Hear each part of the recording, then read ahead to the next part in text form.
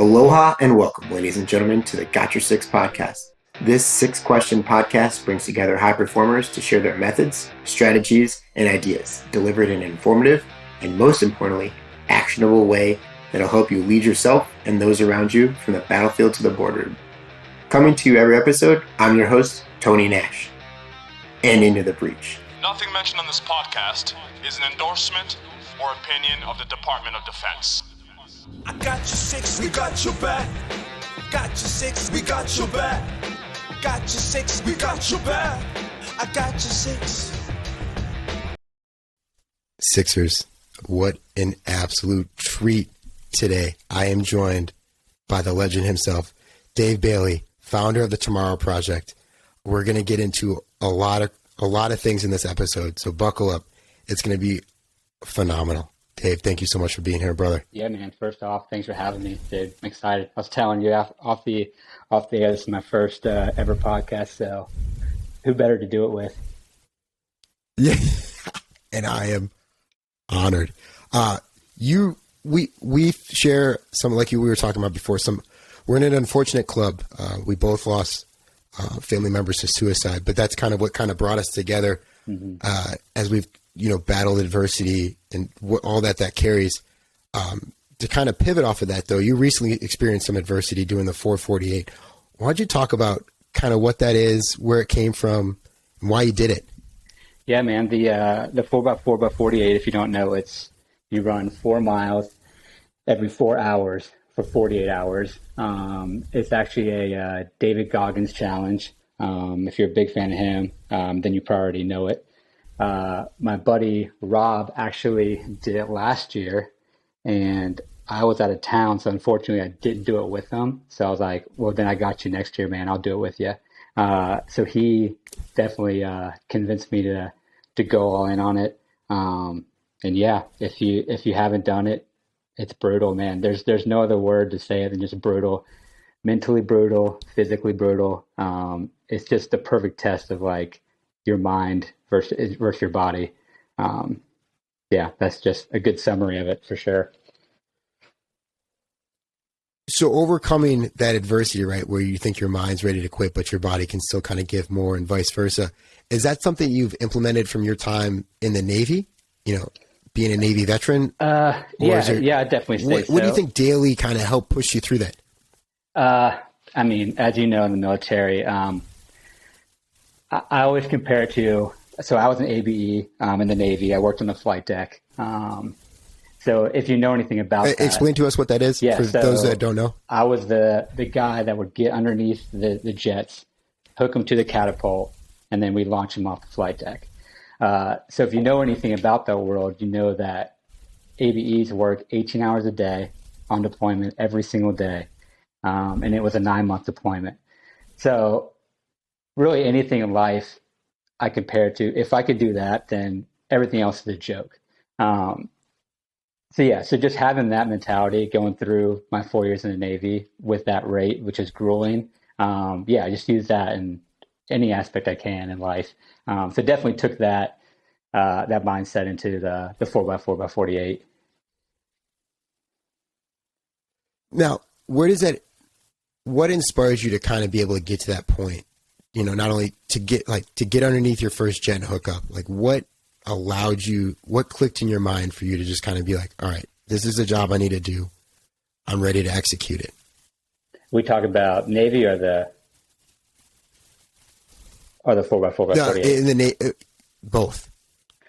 Like first in the Navy, like where you're going underneath your first jet, looking to hook up. Oh man, that's just one. It's just a sense of being a little bit of an adrenaline junkie. It was just definitely a cool job, and yeah, a sense of you got your peers counting on you to go and do this, to accomplish the mission. So you almost just don't even have a choice. You just got to do it, and you got to send it and go for it, and be as safe as possible doing it. Because you got not only the people on the flight deck counting on you, but I mean your country counting on you to be able to launch these jets off and accomplish the mission. So even that with the 4x48, that's a huge part, right? Go ahead. And even that, taking that into 4x4x48, like I put that pressure on myself going into it. I posted a month before telling everyone I was going to do this. I kind of put that pressure on myself. I did it with a team that was doing this with me to accomplish this goal of donations. So in my head, there was just no choice. Like, even if I had to walk the 4 miles, I wasn't going to let myself not do it because there's people counting on me to get this done. We set a goal that we needed to accomplish with the $3,000 donated, which we destroyed. I think it's a sense of putting that positive pressure on yourself and not letting the people down that are counting on you is what got me through it. Where do you think that comes from? I don't even know, man. Maybe my own personal, just inner self. But I mean, it's definitely nothing that is put on me by anyone else in my outside world. It's just always just something I've always kind of put on myself to do. I think that's just something that you're either a part of that, you're either cut with that cloth or you're not, to put just unnecessary pressure on yourself that maybe others aren't even expecting of you.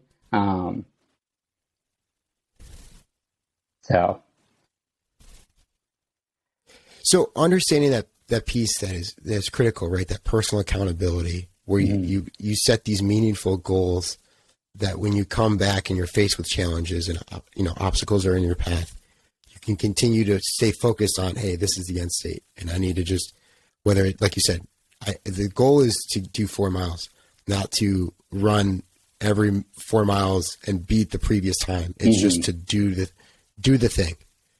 Do you think that also is what helped inspire you to kind of put that pressure on you after the unfortunate events of your brother taking his own life to start the Tomorrow Project? Or if you can kind of get in that a little bit, how you took personal accountability on yourself when that happened? Yeah, that's a great question. For me with Tomorrow,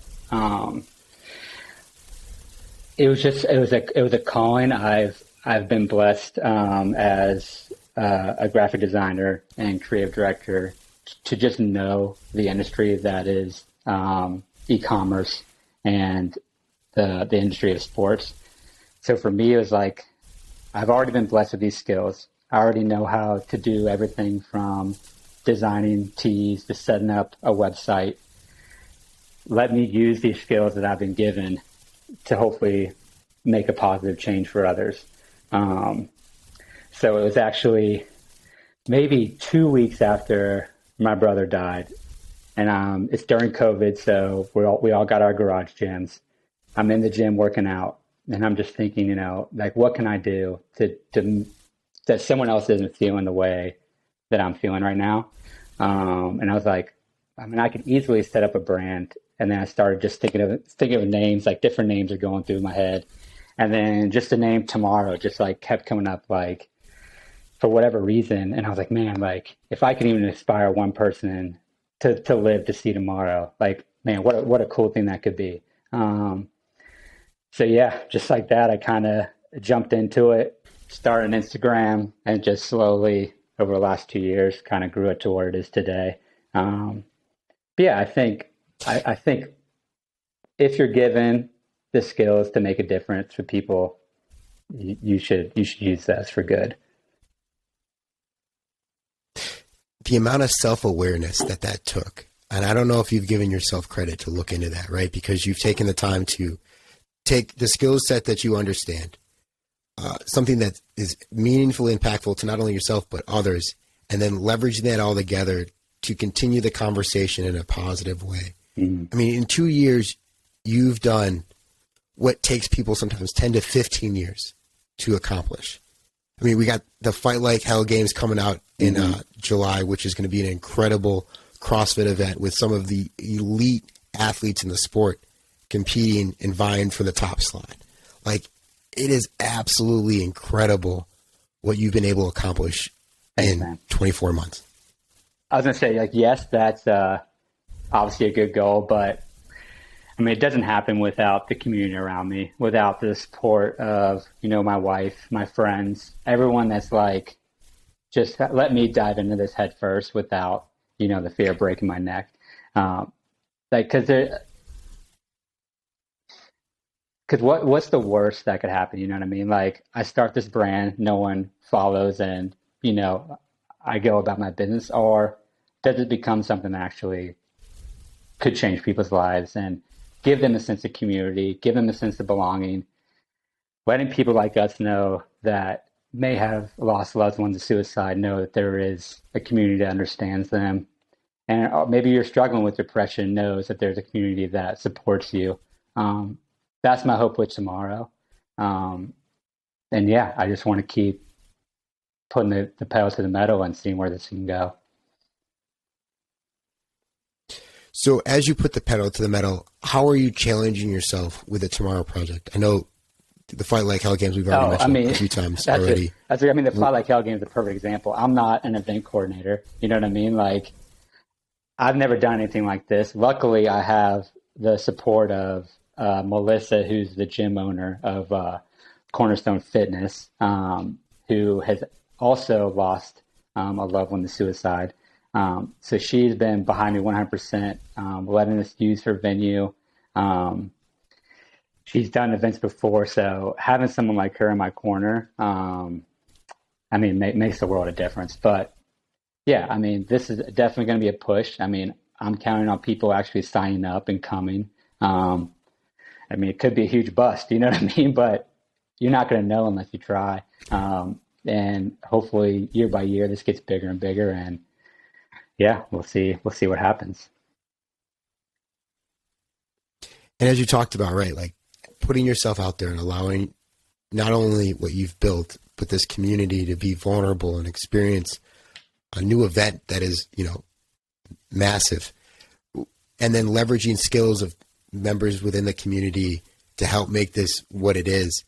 Would you say that understanding that has greatly improved your life, or is there something else that you've learned through, the trials and tribulation of starting up Tomorrow Project has really kind of changed the game in ways you never imagined? Oh, yeah, it's definitely greatly improved my life. Just being able to count on others and build a community of like-minded people. I'm personally an introvert at heart. Even doing this podcast right now takes a lot. So pushing yourself to put yourself out there, to experience things with people that know what you're going through, that may be struggling, that are fitness oriented, that want to do better with their lives. There's nothing better than our community that we both know. So yeah, man, it's changed my life. I don't know where I'd be right now if I kind of hadn't pushed myself to these parts that we're currently going.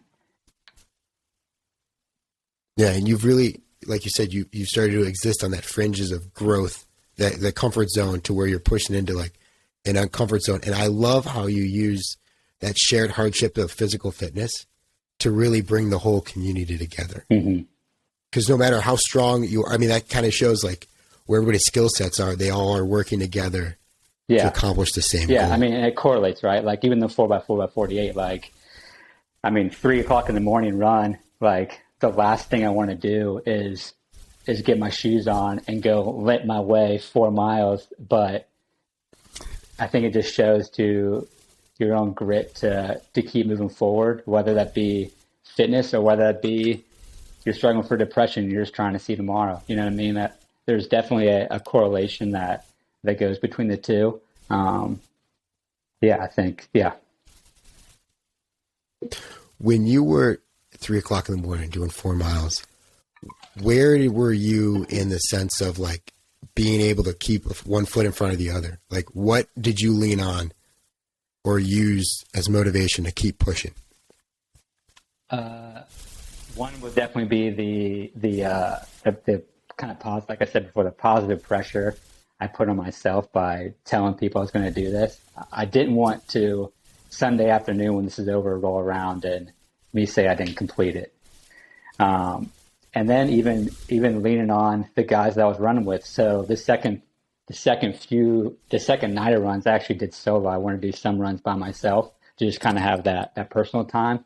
But I knew in my head, like, my buddies are running this right now too.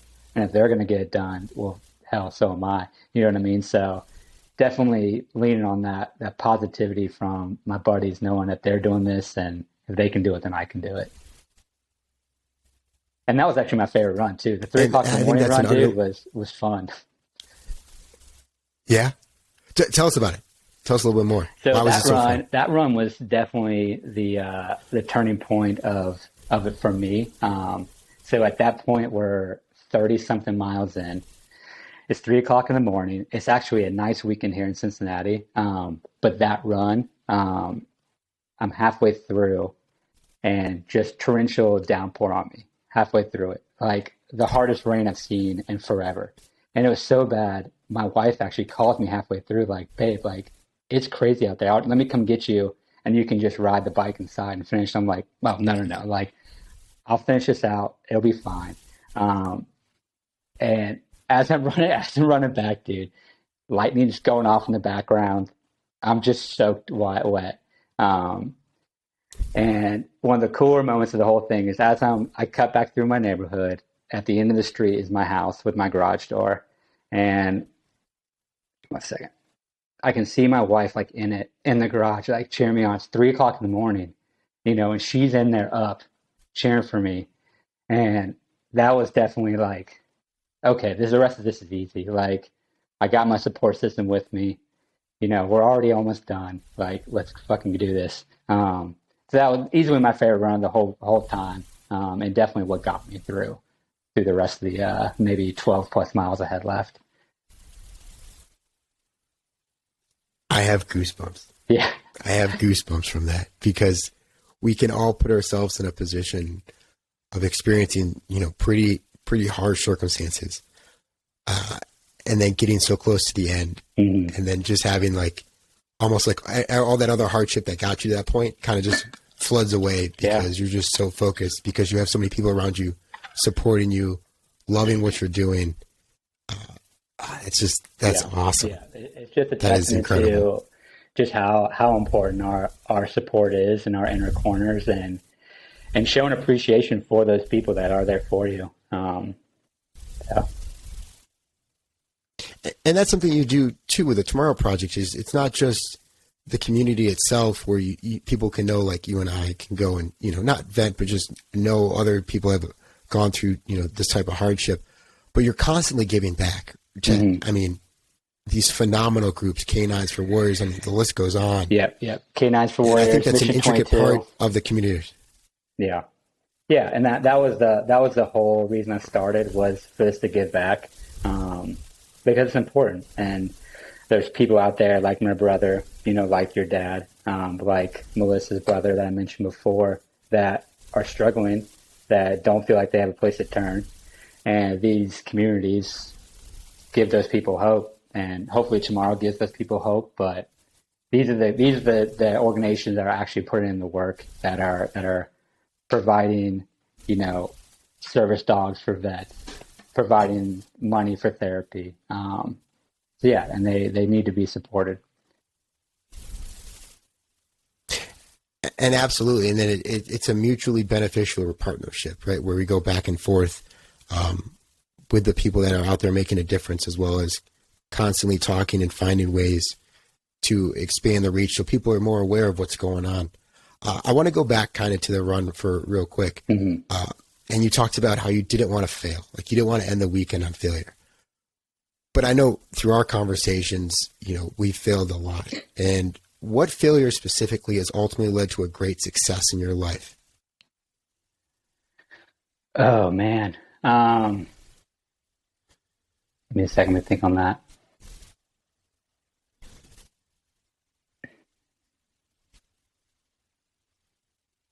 Yeah, I mean, I would just say even the getting into design was a continued failure. You know, I had taught myself graphic design, didn't even go to school for it. and then constantly, as I'm trying to get into the industry, you know, constantly getting shut down, getting opportunities, getting shut down. And then I finally, one of the times I remember, I finally landed a job for a local apparel company, and they canned me after like 2 months. And I just remember thinking, like, shit, like, what am I doing right now? Like, my wife's counting on me. I'm trying to get into this business of graphic design because it's what I love to do. But yeah, what am I doing? Like, and that could have easily been a moment where I just said, you know, so much for graphic design. Like, I'll go do whatever, construction or whatever. But yeah, going right back to what we talked about with support systems, like my wife was still right there with me, like didn't bat an eye, just said, keep going. I kind of continued my kind of side gig freelance business at the time. And then maybe 2 weeks later, I landed this brand called Donuts and Deadlifts, which you may have not heard. They're a pretty gigantic powerlifting, like fun brand. They are massive. Yeah, and they're still a client today, but landing them kind of propelled me into this industry of like fitness and design and where honestly where I am today. Like tomorrow wouldn't even be here if it weren't for like that opportunity and where I led. But man, what a pivotal moment of like, who knows, like my life could have totally shifted if I would have just gave up there and like not kept going.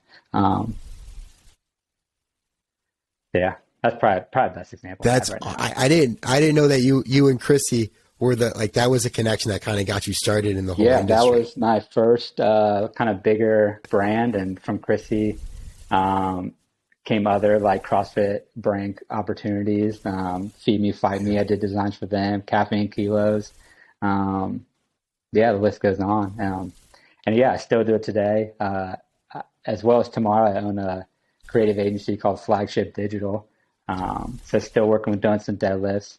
I'm the creative director for Alpha Forward, owned by Evan Childs. If you ever get a chance to follow her, great follow, great person.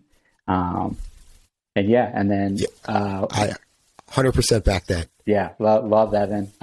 Again, wouldn't be here without her. She was one of my earlier clients as well. Yeah, that's where I'm at now. Dave, I can't thank you so much for coming on, sharing about, the 4448 Tomorrow Project, the Fight Like Hell games. But before we go, Dave Baillie, I got one last question. How are you better today than yesterday?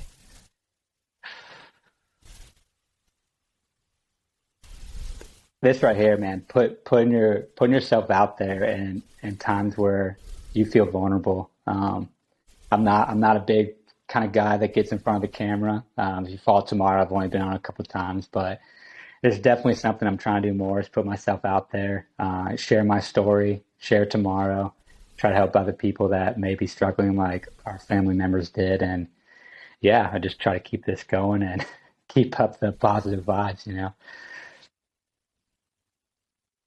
And that's why you and I hit it off from the jump, right? Sharing tomorrow so others can have a tomorrow as well. That's right. Dave, thank you so much. Where can people go to connect with you? There's Tomorrow. Give us the list of everything. Yeah, man. So you can go hit me up on Tomorrow Project if you want to check out our Instagram. If you want to check out the sites, tomorrowproject.com. If you live in the Midwest Ohio area, Fight Like Hell games will be taking place July 23rd in Cincinnati, Ohio. You can check out the Instagram, Fight Like Hell games, and our links in the bio to sign up for that. Or if you want to hit me up personally, _Dave Baillie _ is my personal account. So be definitely wanting to chat with you. And we'll make sure all that's linked in the show notes for the episode so people can constantly revert back to you, my man. Yeah. I can't thank you enough for sharing your time, your methods, your strategies, the story behind the Tomorrow Project, on the incredible work you continue to do. And I am, again, an unbelievable, massive fan of yours. Yeah, man. It's an honor, man. I really appreciate you coming on today. Yeah. Dave, can't thank you enough. Look forward to chatting with you in the future. Absolutely. Thanks for having our 6. All right. See you, brother.